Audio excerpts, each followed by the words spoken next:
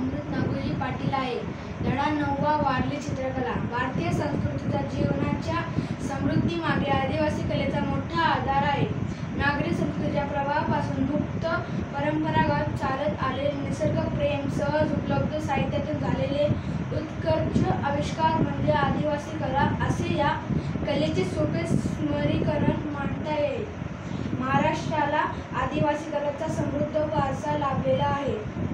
त्यात वारली चित्रे, लाकडी कोरीव काम, मुखवटे, मूर्णमूर्ती, धातुकाम, पाषाणमूर्ती, वाद्य, शिकारीची साधने व इतर कलात्मक वस्तू यांचा समावेश आहे.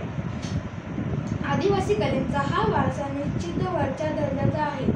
आदिम कलेचा मूळ बीजे वारली चित्रकलेत विकसित झालेली दिसतात.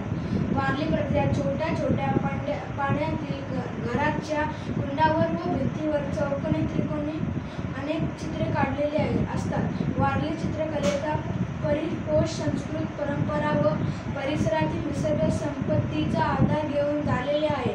त्यामुळेच वारली चित्रकलेत धार्मिक विधी, लग्नविधी, दैनंदिन जीवन व लोकजीवन चितारलेले दिसते.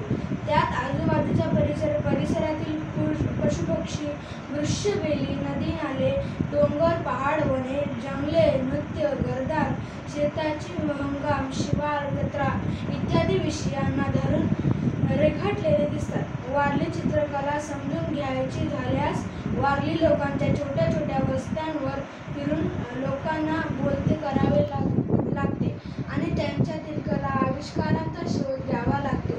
तांदळाच्या पिठात पाणी ओतून त्या द्रवाने बांबूच्या काठ्यांनी रंगवलेली पांढरी शुभ्र वारली चित्रे लहान मुलांना काढलेली चित्रासारखी वाटतात, परंतु चित्रांचे आकार मात्र निसर्ग